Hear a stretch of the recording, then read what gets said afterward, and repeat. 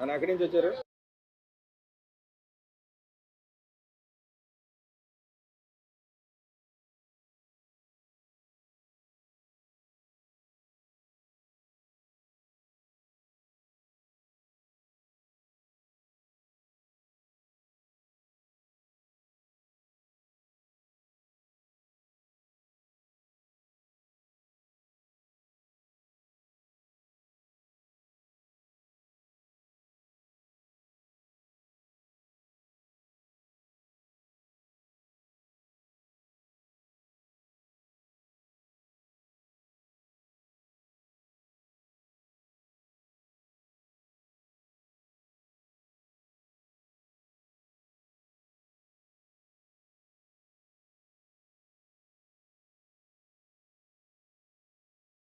పని అనేది లేదు, డెవలప్మెంట్ లేకే కదా. ఇప్పుడు పంపుల చెరువు గండిపడి గత 3 సంవత్సరాలు అయిపోయింది. ఎరిగిపాడు పంపుల చెరువు అది గండే పుడ్చలే. ఎమ్మెల్యే గారు మొన్న అసెంబ్లీలో కూడా అడిగారు. ప్రతిదీ మున్సిపాలిటీలే కానీ, పక్క నందివాడ మండలం, గొడ్ల రూరల్ మండలాలే కానీ, పల్లెటూళ్ళు కానీ ప్రతి చోట మంచినీళ్ళ ప్రాబ్లం. అసెంబ్లీలో వాటర్ చూపించారు. పంచాయతీరాజ్ శాఖ మంత్రి గారు పవన్ కళ్యాణ్ గారు విడుదల చేశారు డబ్బులు, అవి పనులు జరుగుతున్నాయి. అర్థమైందా? ఇంకా వాటర్ రోడ్లే లేనప్పుడు ఇంకా ఎలా చేశారని మనం ఆయన్ని మాట్లాడుకోవాలి. ఆయన గురించి అంటే ఆయన 20 ఏళ్ళు పరిపాలన చేశాడు. ఏం చేశాడు మీ ఏరియాకి? అసలు ఏం చేయలేదు కదా. రోడ్లు లేవు, వాటర్ లేవు.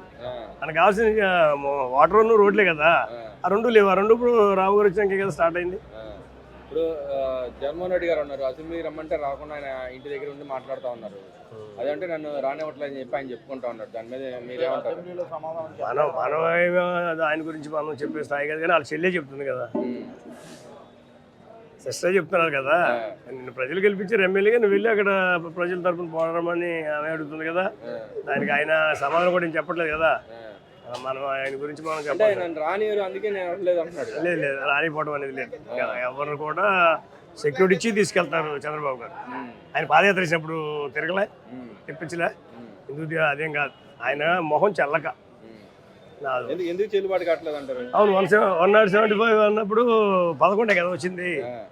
అందుకని ఎలా అసలు ఆయన ఒక ఎమ్మెల్యే, ఇప్పుడు సాధారణ ఒక ఎమ్మెల్యే ఒకప్పుడు సీఎంగా చేశారు. ఒక ఎమ్మెల్యే అయినా వెళ్ళి ప్రజల పక్షం పోరాడాల్సిన వ్యక్తి ఎందుకని ప్రజల పక్షం పోరాడకుండా ఇంట్లోనే ఉండి మాట్లాడతాను? రాజకీయ నాయకుడు అన్నప్పుడు ఎమ్మెల్యే కాదు, కనీసం గ్రామ సర్పంచ్ కూడా మా సర్వసభ్య సమావేశానికి వెళ్ళి అడుగుతాడు కదా. ఎమ్మెల్యే అయ్యుండి, ఒక మాజీ సీఎం అయ్యుండి, మాజీ ప్రతిపక్ష నాయకుడు అయ్యుండి ఎలగపోవడం అనేది ఆయనకే వదిలేయాలి. అదే చెప్తున్నారు కదా అందరూ కూడా, ఆయన విజ్ఞతకే వదిలేయాలి.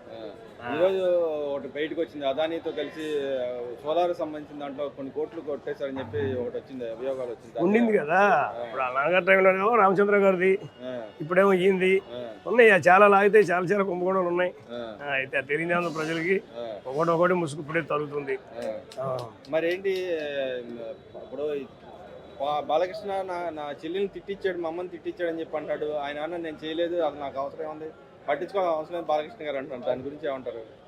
ఎవరెవరిని తిట్టించేసేంత ఇదేం లేదండి. అందులో చంద్రబాబు గారు ఊరుకోవాలండి. చంద్రబాబు గారు అలాంటి నేచర్ కాదు కదా.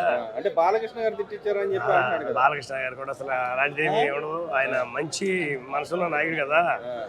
ఆయన ఎమ్మెల్యేగా గెలిచి ఆ నియోజకవర్గం అభివృద్ధిని సినిమాలు చూసుకుంటాడు. కానీ ఆడపిల్లలు గౌరవించే సంస్కృతి ఎన్టీఆర్ గారి నుంచి బాలకృష్ణ గారి వరకు ఉండింది కదా.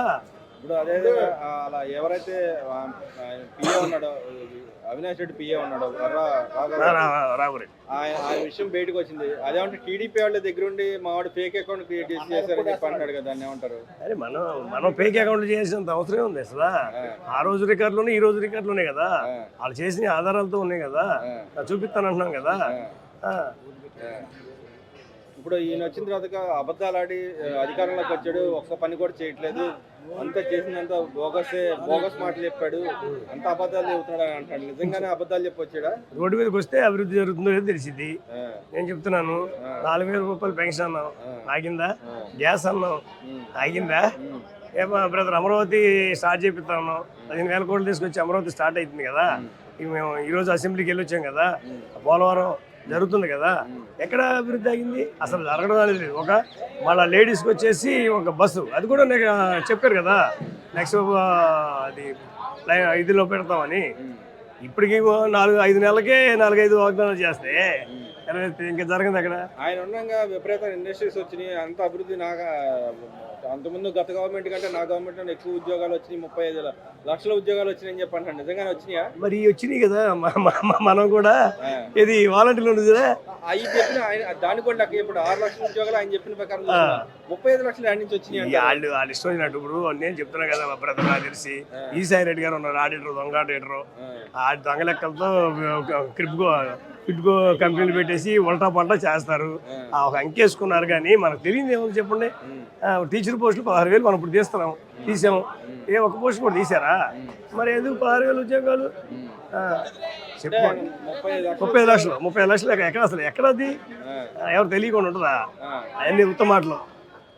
మీరు గుడివాడ అంటున్నారు, మీ ఏరియాలో హైయెస్ట్ రెవెన్యూ జనరేట్ అవుతూ ఉంటుంది మీ ఏరియాలో. అవును. కానీ మీ ఏరియాకు ఉద్యోగాల కల్పన జరగాలి కదా, ఎందుకు జరగలేకపోయింది? అసలు ఉద్యోగాలు ఆడ ఉన్నాయంటారు.